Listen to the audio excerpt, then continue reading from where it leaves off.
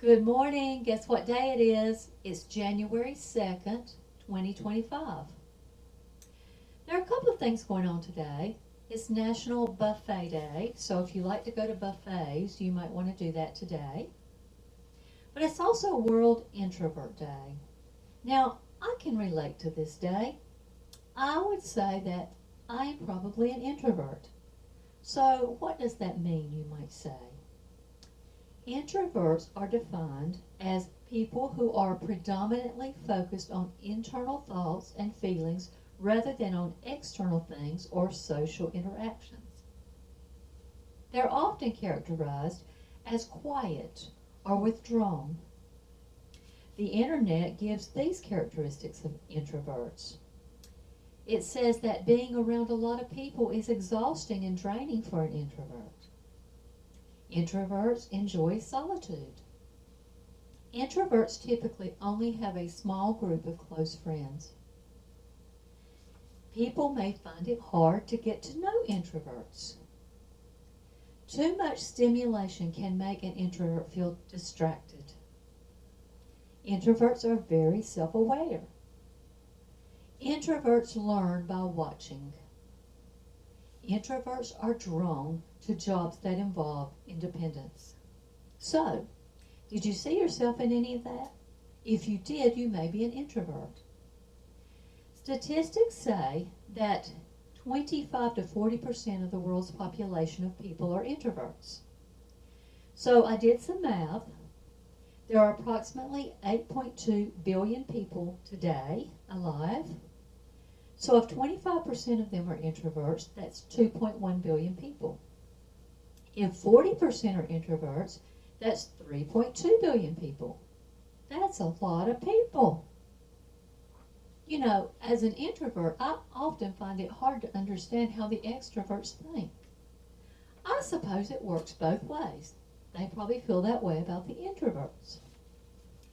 While I cannot prove to you that the next statement I'm going to say is true, I believe it is. I think that Moses in the Bible was probably an introvert. Think about it. The Bible classifies him as the meekest man on earth. He also did not want to accept the mantle of leadership. He wanted to stay in the background. He also said that he was not one that could speak well in front of people. I think he was an introvert.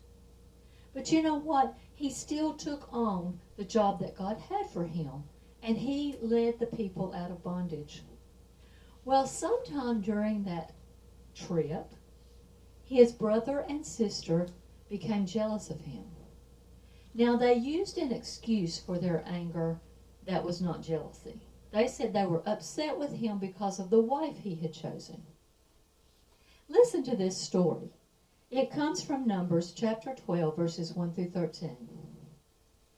And Miriam and Aaron spake against Moses because of the Ethiopian woman whom he had married. For he had married an Ethiopian woman.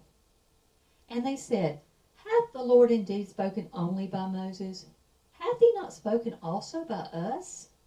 And the Lord heard it. Now the man Moses was very meek, above all the men which were upon the face of the earth. And the Lord spake suddenly unto Moses, and unto Aaron, and unto Miriam, Come out, you three, unto the tabernacle of the congregation. And they three came out.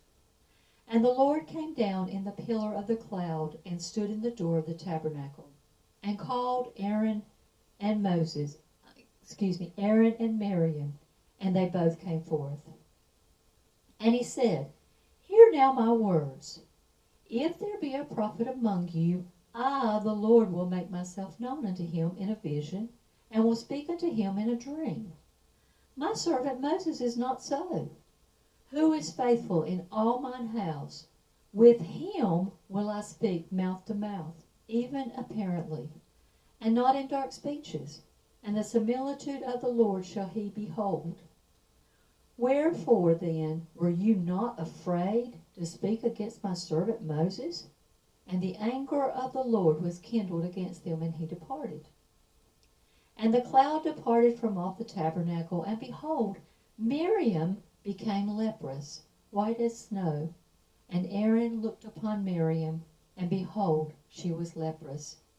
And Aaron said unto Moses, Alas, my Lord, I beseech thee, lay not the sin upon us, wherein we have done foolishly, and wherein we have sinned. Let her not be as one dead, whom the flesh is half consumed, when he cometh out of his mother's womb. And Moses cried unto the Lord, saying, Heal her now, O God, I beseech thee. Moses prayed for her, even though they came against him. While Moses was humble and didn't take up for himself, God took up for Moses. So there's hope for all you introverts out there. You don't have to be loud and really social to work for God.